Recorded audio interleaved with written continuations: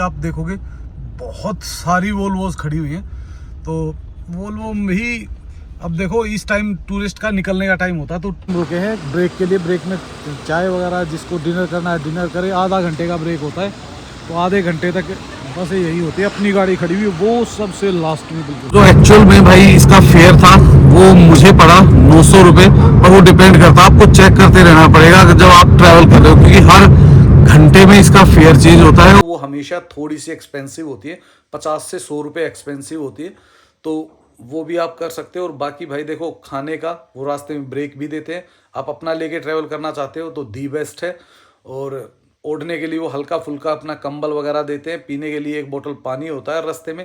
2-3 break तो होते हैं जिसमें। सो हेलो दोस्तों, एक नई वीडियो में आप सबका स्वागत है। और दोस्तों जैसा कि आपने लास्ट वीडियो में देखा होगा, हम थे मनाली में, और मनाली से आज हम जा रहे हैं दिल्ली। पर दिल्ली हम अपनी गाड़ी लेके नहीं जा रहे, दिल्ली हम जाएंगे बस से। तो वोल्वो बस का सफ़र हमारा कैसा होगा, कैसे हमने बुक किया, कितना टाइम लगेगा, और रास्ते में जो बर्फ़बारी के बाद जो स्लाइडिंग हुई थी या जो स्नो थी वो कितनी बची हुई है, और कहाँ कहाँ कोई परेशानी है भी या नहीं, वो सब जानकारी ले पाओगे आप इस वीडियो में। और इस वीडियो से आपको कुछ और चीज़ें भी, तो इस वीडियो में आप कुछ और देख पाओगे कि भाई किस तरीके से इन वोल्वोज में सर्विस दी जाती है, कैसी सर्विसेज होती है, क्या क्या प्रोवाइड किया जाता है, वो सब जानकारी आप ले पाओगे इस वीडियो में। तो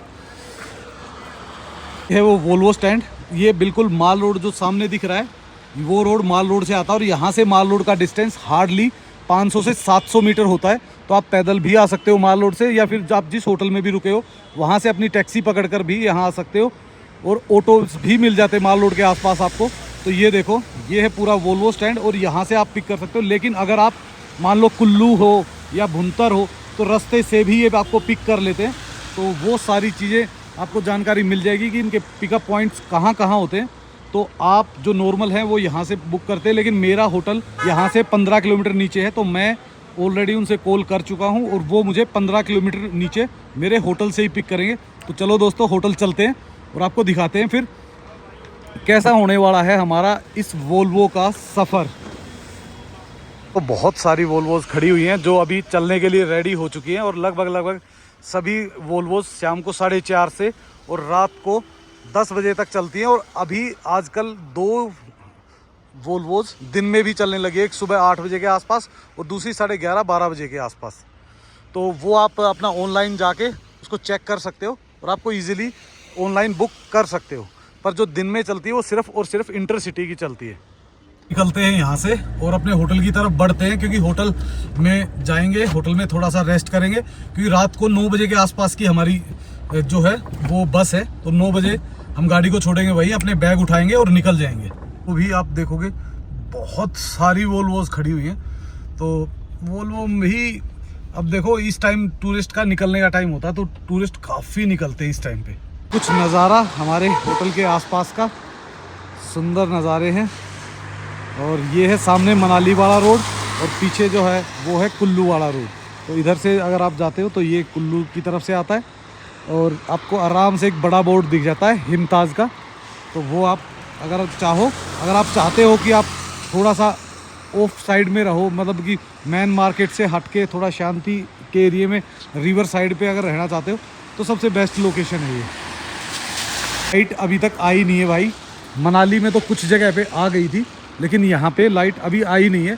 तो देखते हैं कब तक बहाल होगी। आज है 2 मार्च, तो 2 मार्च तक तो लाइट शाम तक नहीं आई थी, और आज हम यहाँ से पकड़ लेंगे बस। तो उसकी अपडेट मैं आपको दे दूँगा घर पहुँचते पहुँचते, शायद हो सकता है आ ही जाए कल। भाई फ़िलहाल आ गए रोड पे खड़े हुए मैं नरेंद्र भाई, बस आने वाली है, और तो बस पकड़ते हैं, निकलते हैं, क्योंकि बस यहाँ पहुँचते पहुँचते 9 बज चुके हैं, और 9 बजे निकलेंगे तो सुबह मेरे ख्याल 5-6 बजे के आसपास ही पहुँचेंगे।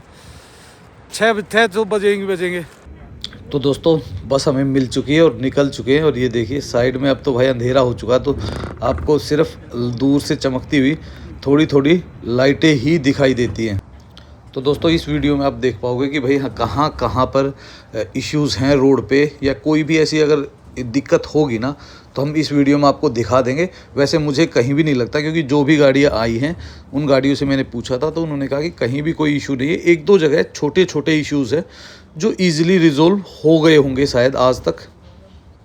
तो हम पहुंच चुके हैं कुल्लू, और कुल्लू में देखो आप लाइटें, क्योंकि कुल्लू एक बड़ा शहर है तो आप दोनों तरफ देखोगे। अभी तो हम हैं राइट साइड में रिवर के, जब हम लेफ़्ट साइड में जाएंगे तो भी बहुत बड़ा एरिया है कुल्लू का, जो बिल्कुल जगमगाता रहता है रात को आप कभी भी आते हो तो।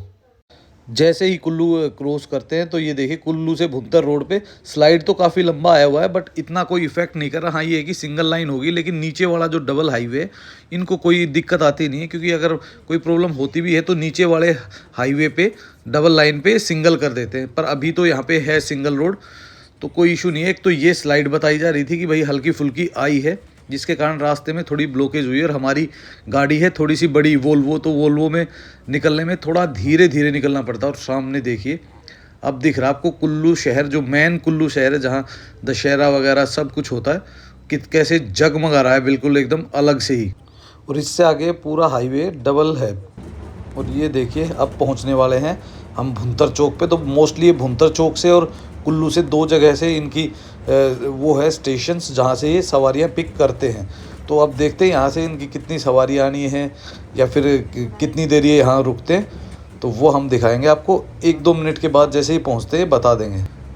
तो भाई यहाँ तो हम 1 मिनट भी नहीं रुके, शायद इनकी कोई सवारी या इनका कोई कस्टमर यहाँ से नहीं पिक हो रहा होगा। वैसे ये पिकअप पॉइंट है लक्ष्मी हॉलीडे या किसी का भी, सारी गाड़ियाँ यहाँ से सवारी लेके ही निकलती हैं। और यहाँ पे देखो आप सेब वगैरह की उसकी काफ़ी सारी शॉप है, जो लोग भुंतर रुकते हैं तो वो यहाँ से ले सकते। तो दोस्तों ओट्स टनल क्रॉस करने के बाद बहुत सारी टनल आती हैं, तो यहाँ से मंडी तक, तो मंडी में इनका नेक्स्ट स्टॉप है, तो मंडी में ये रुकेंगे भी, लेकिन उसके लिए डिनर के लिए ही रुकते हैं। कुछ लोग मंडी से पहले रुकते हैं, कुछ लोग मंडी के बाद रुकते हैं। तो अभी देखते हैं हम ये कहाँ रुकेंगे।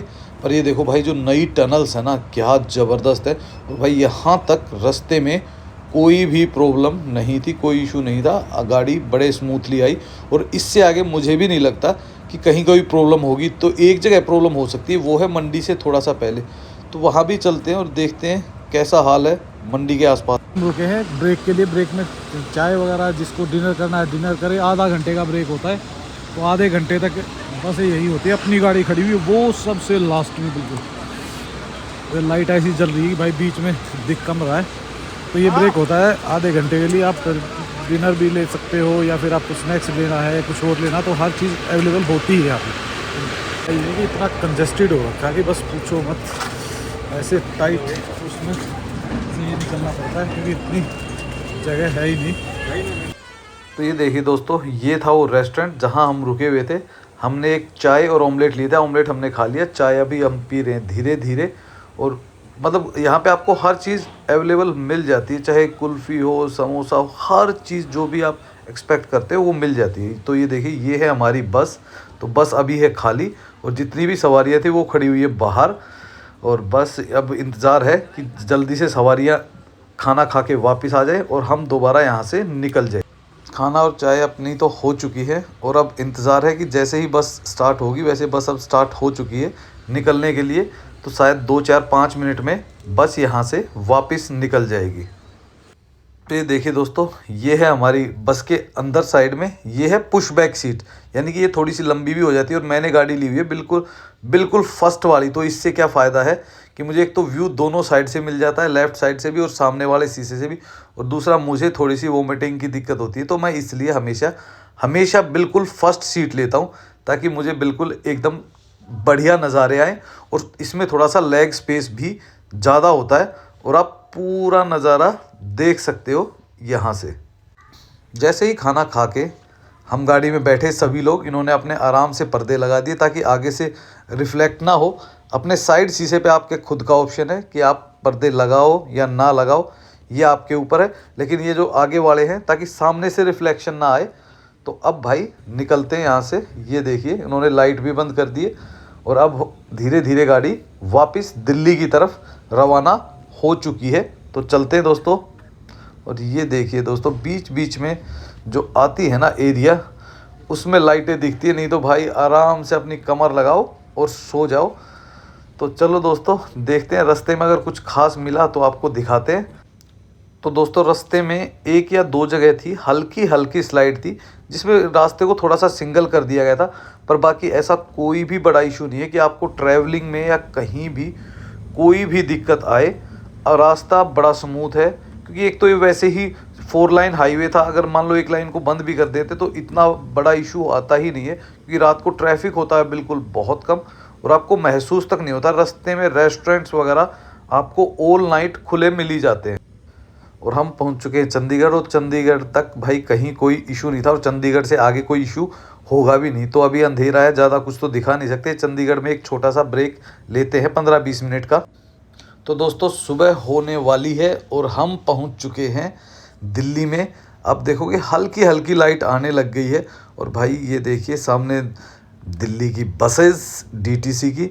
और भाई अब देखो हमें अप्रोक्सीमेटली जो टाइम लगा है वो लगभग 9 घंटे 9.5 घंटे के आसपास लगा है, जिसमें हमारा ब्रेक भी इंक्लूड था। लेकिन अगर आप सीधे चलते हो तो आप 9 घंटे में बड़ा इजीली पहुंच सकते हो।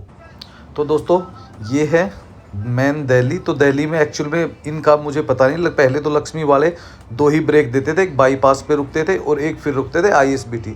पर इनसे हमने पूछा तो इन्होंने मना कर दिया कि भाई हम बीच में कोई भी ब्रेक नहीं लेते, हम बाईपास पे नहीं रुकेंगे, हम जाएंगे बिल्कुल सीधा ISBT। तो ये देखिए अगर हम वहाँ पे उतरते तो ईज़िली हमें बहुत कन्वीनियंस होता। एक तो मेरे घर के बिल्कुल नज़दीक था, और दूसरा क्या था कि मुझे मेट्रो टैक्सी सब कुछ बड़ा ईज़िली मिलता और चीप पड़ता। पर कोई बात नहीं भाई, देखो इनकी पॉलिसीज़ हैं तो पॉलिसीज़ है, पर पॉलिसीज़ हर बंदे के लिए चेंज नहीं होनी चाहिए। बस ये बात बुरी लगती है लक्ष्मी की, और वो इसलिए बुरी लगती है क्योंकि भाई जब पिकअप की बात आती है ना, तो आप कहीं से पिकअप ले लो, ये वहीं से कर लेते हैं। लेकिन जब बात आती है ड्रॉप की ना, तो बहुत नखरे करते हैं। और नखरे इसलिए कि भाई अगर मान लो देखो अगर आप 2 स्टॉप दे रहे हो तो 2 स्टॉप कोई ज़्यादा नहीं है ड्रॉपिंग के, पर ये कहते हैं नहीं हम एक ही स्टॉप लेंगे और एक ही जगह से पिक करेंगे, एक ही जगह से ड्रॉप। तो ठीक है, देखो सर इसी तरीके की अगर पॉलिसीज़ कंपनी अपनाती है तो कहीं ना कहीं कंपनी अपना ही नुकसान करती है, दूसरी कंपनी वो फैसिलिटी दे के फ़ायदा उठा लेती है। तो ये तो कंपनी को सोचना, हमें क्यों। तो चलो छोड़ो, हम पहुंच चुके हैं ISBT, और ये भी ISBT के अंदर नहीं उतारते, ISBT के मेन रोड पे उतार देते हैं। और ये इसकी नहीं, ये देखो आप सामने देखोगे ये सारी सवारियाँ वही हैं जो दूसरी जगहों से, लाइक चंडीगढ़ हो गया, मनाली हो गया, शिमला हो गया, या जम्मू से दिल्ली की तरफ पहुंचती हैं। तो भाई ये देखिए हमारी गाड़ी हो रही है बिल्कुल यहीं पे खाली, क्योंकि एक ही स्टॉप है, तो सारी सवारियां यहीं उतर जाएंगी। और हमारी गाड़ी का ये देखो, ये है थोड़ा इंटीरियर। और अब चलते हैं बाहर। तो दोस्तों ये थी हमारी बस, सामान वगैरह हमने ले लिया और हमने कर दी है टैक्सी बुक। तो हम वेट कर रहे हैं अपनी टैक्सी का, तो टैक्सी आ जाएगी।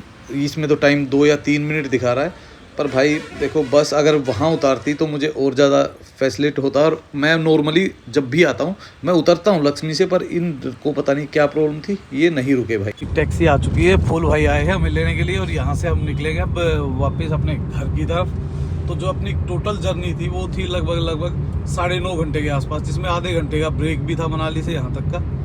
तो काफ़ी अच्छी रही, क्योंकि रात को लेट ही पकड़ी हमने, 9 बजे पकड़ी थी। तो 9 बजे के बाद 6:15 साढ़े 6 बजे के आसपास हम ISBT पहुंच गए। अगर ये बाईपास पे उतारते तो शायद हम 15 मिनट और पहले उतर सकते थे। तो अभी देखते हैं भाई दिल्ली में कितनी ठंड है, क्योंकि काफ़ी दिन बाद दिल्ली घर वापस ही हुई है, लगभग 1 महीने के आसपास। और वो भी टोटल आप देखो पूरा विंटर्स भी थी, और उसके बाद फिर मनाली की स्नोफॉल, और स्नोफॉल के बाद फिर वापस दिल्ली।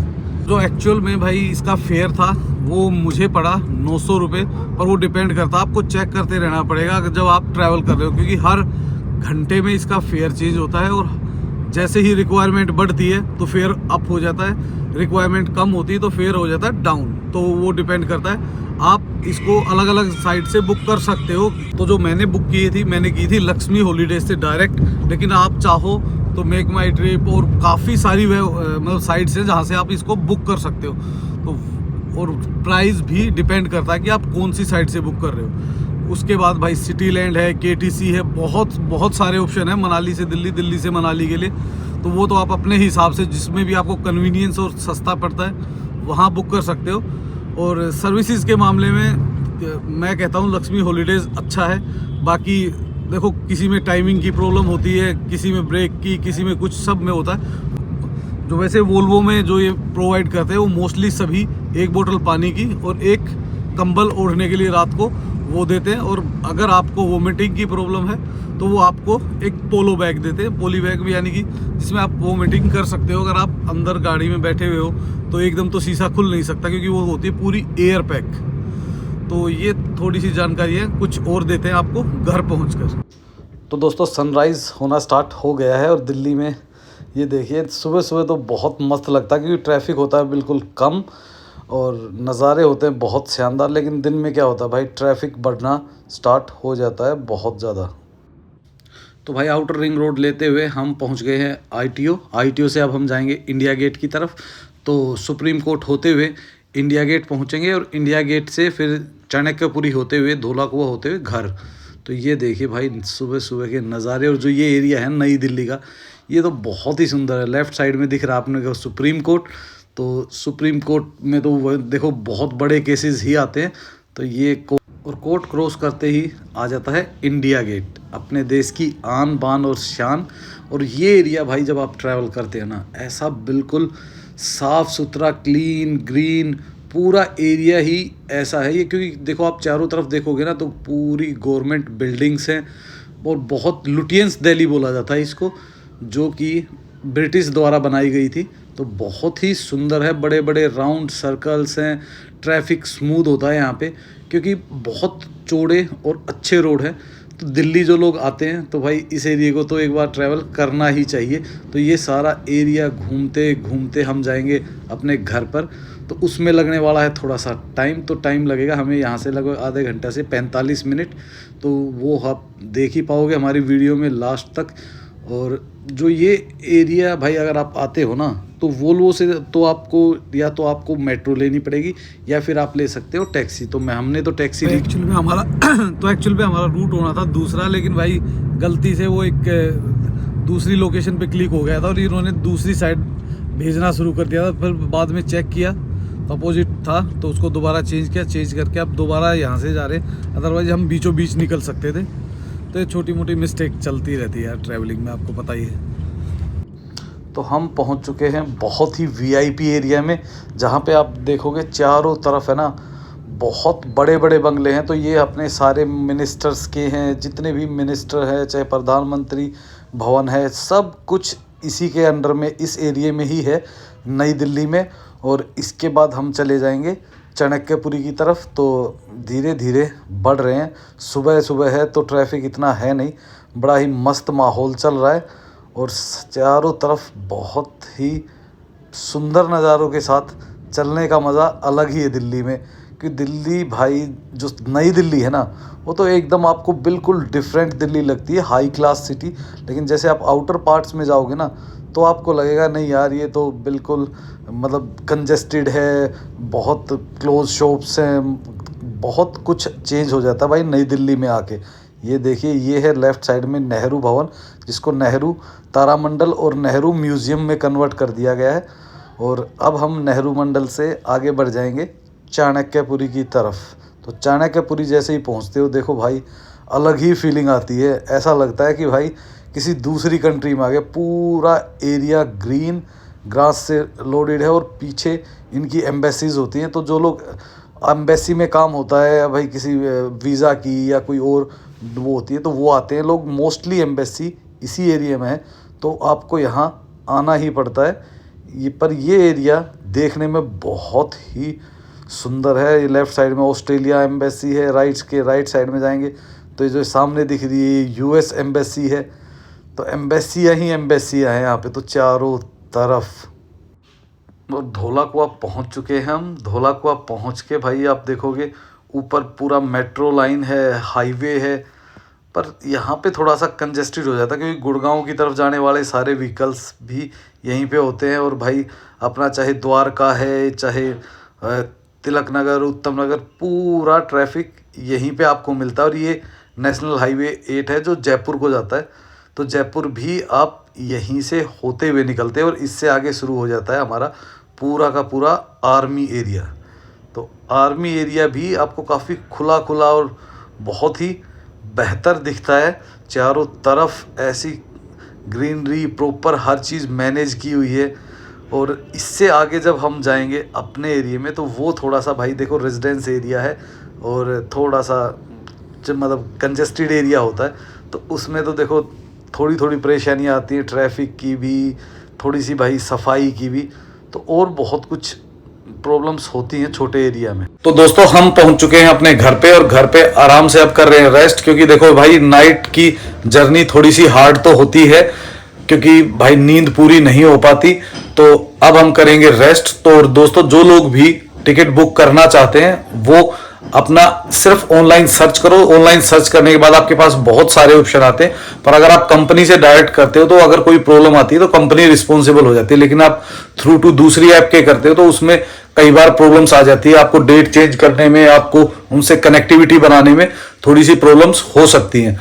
और यहां से जो फेयर होता है वो नॉर्मली 700 से लेके 1200, 1500, 2000 रुपए तक भी फेयर जाता है। वो डिपेंड करता है कि उस टाइम कितने लोग ट्रेवल कर रहे हैं, कितनी गाड़ियां अवेलेबल है उसके ऊपर।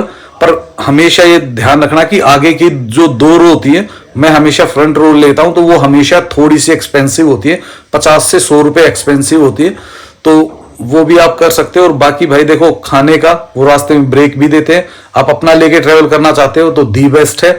और ओढ़ने के लिए वो हल्का फुल्का अपना कंबल वगैरह देते हैं, पीने के लिए एक बोतल पानी होता है रास्ते में, 2-3 ब्रेक तो होते हैं जिसमें आप वॉशरूम वगैरह यूज कर सकते हो, जहां से फ्यूल वगैरह लेते हैं वहां पे भी एक ब्रेक देते हैं वॉशरूम के लिए 10 मिनट का।